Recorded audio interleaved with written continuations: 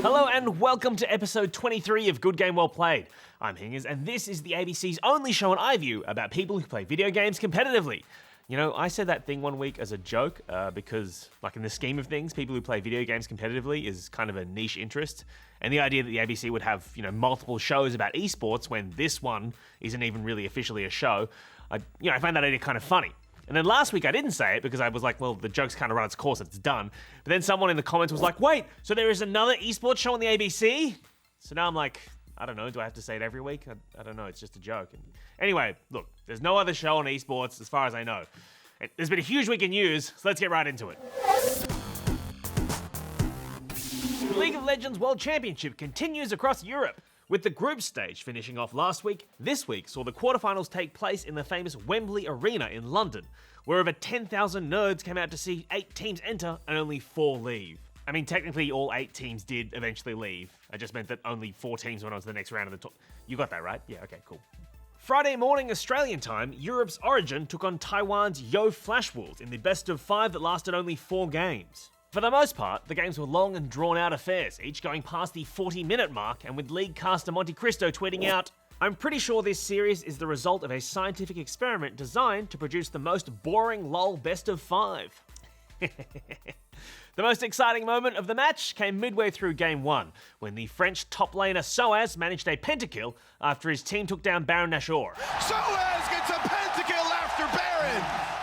Eventually, Origin took the series 3-1 in the 4th game to advance to the semi-finals. And Europe has a semi-finalist in the World Championship as Origin win 3-1. This was a strong showing from Origin, who had already managed to beat out China's LGD and North America's TSM in the group stage. Next up on Saturday morning, tournament favourites SKT1 from Korea took on Taiwan's AHQ Esports Club. This was a pretty straightforward pub stomp. SKT1 dominated from the get-go. Riot had hyped the match as a battle of mid laners. Faker, the best player in the world, was facing off against AHQ's Westdoor, who in the hype video couldn't name any of Faker's weaknesses. The flash engage from Faker. Faker, the 1v1 against Pawn. The whole thing was a massacre, as everyone predicted. The 3rd game was the closest, finishing with an 18-12 kill count in favour of SKT1, who also had a 7k gold lead when they took the best of 5 3-0. They take on Origin in the semi-finals. Following that, European juggernaut Fnatic took on Chinese giants Edward Gaming. EDG beat out SKT1 earlier in the year at MSI back in May, so coming into the tournament, fans and pundits alike had high hopes for EDG.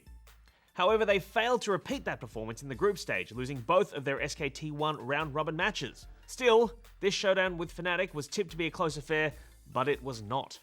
Fnatic dominated from the start, leading every game, but the big moment of drama for the series happened in Game 2, when Fnatic jungler Rainover told the referees his Gragas' barrel roll was not casting while they were trying to take the dragon. This led to a pause while the referees deliberated, and they decided to remake the game, so new picks and bans took place, but Fnatic opened strong and aggressively, dominating from the outset and leaving EDG's Koro 1 in tears. The Europeans went on to take the series 3-0. With EDG out of Worlds, there are no Chinese teams left in the tournament, and caster Monte Cristo had this to say about China's underperformance. China's really confusing. I don't think that they prepared very well coming into this event, and I mean, we know that from several of the teams saying that they really lacked in that element of preparation. Brutal. According to a post on the LoL eSports website, Riot said, "We don't want to endanger the integrity of the upcoming games or risk additional remakes, so we are disabling Gragas for the remainder of the tournament. The bug is also reproducible on Lux and Ziggs, and so to be safe, we are disabling them for the remainder of the tournament." The post went on to say that teams will have a full week before the semis to adjust their strategies. Finally, it was Monday morning, Australian time, and an all-Korean affair, with Coup Tigers squaring off with KT Rolster. The last time these two teams met back in August, KT edged out a close 3-2 victory over Coup Tigers, which meant that this was always going to be a close rematch. This time, Coup Tigers got revenge on their compatriots. Up 2-1 in the series, Coup Tigers took the 4th game, 3-1 to advance to the semi-finals, where they will face Fnatic. So both semi-finals are Korea versus Europe.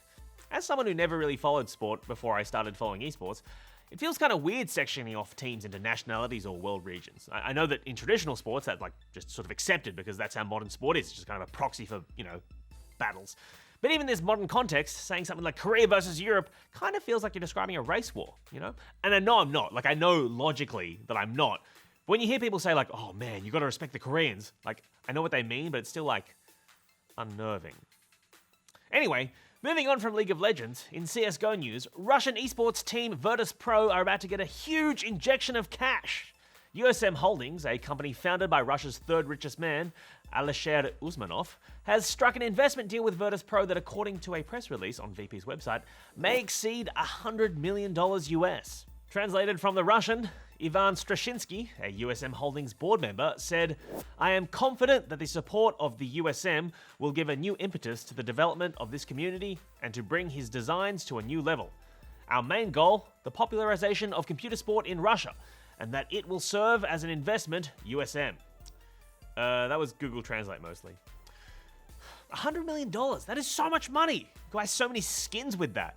I mean, they capped the skin price at like $400, but like, even then, that's still like 250,000 skins. If you ask me, that's too many skins. Buy something else with that money, Virtus.pro. Why are you spending all that Russian oligarch money on CSGO skins? Get a plane. Anyway, staying in Northern Eurasia, Ukrainian team Nadis Vince is disbanding their Dota 2 squad. Na'Vi won the first international back in 2011 and maintained prominence in the Dota 2 scene throughout 2012 and 2013. However, in recent years have fallen behind a lot of Chinese and North American teams. Earlier this year, they finished last in their group at the International 5 in Seattle and had similarly poor results in ESL last week. In a post on their website, Chief Operating Officer Igor Sidorenko said, "After the protracted series of failures of our team, we have to take measures and with hard feelings fully disband the squad. On behalf of all the fans and the Na'Vi staff, I express gratitude to the guys for their work and emotions, which they've granted to us all the time. However, sooner or later, the time of old heroes passes. The fate gives us new challenges, which we need to accept and prove that Na'Vi is a team of champions." That's beautiful, man. At the time of recording, it's not clear what these players will go on to do next, and Na'Vi say they will make an announcement regarding the future of their Dota 2 lineup in the coming weeks. So stay tuned for that. And in more Dota 2 news, Team Secret faced off against Evil Geniuses in the 2015 MLG World Finals over the weekend. Team Secret were up 2-1 going into the fourth game, which was a close affair lasting almost an hour. However, the Europeans proved too strong, taking the game, the match and the tournament, and $114,000 US prize money. Congratulations, Team Secret! And to Starcraft 2 news, and this story is still unfolding as we report it, but Korean prosecutors have charged at least 12 people in relation to match fixing in Starcraft 2. According to Team Liquid, these people include Prime head coach Gerard Parkway-sik and pro gamers Yoda Choi Byung-hyun and V4 Choi Jong-hyuk. The alleged match fixing took place across GSL Code S and Code A as well as Pro League. It is alleged that Yoda received a total of about 36,000 Australian dollars for throwing 2 matches and was also blackmailed into fixing 2 matches for which he received nothing. The best tweet about this, as far as I'm concerned, comes from North American Starcraft Pro and wonderfully frustrated individual Idra, who tweeted out, "I remember Gerard 6 pulling me a bunch in the beta. Good to have confirmation he's a piece of shit." This isn't the first time that match fixing has found its way into Korean Starcraft. We could probably do a whole episode on how Korean gangsters allegedly intimidated and influenced the Brood War scene. Is that something you'd be interested in seeing? Let us know. Alright. And finally, in very, very sad news, beloved UK streamer and commentator TotalBiscuit has announced he has terminal cancer, which has metastasized in his liver.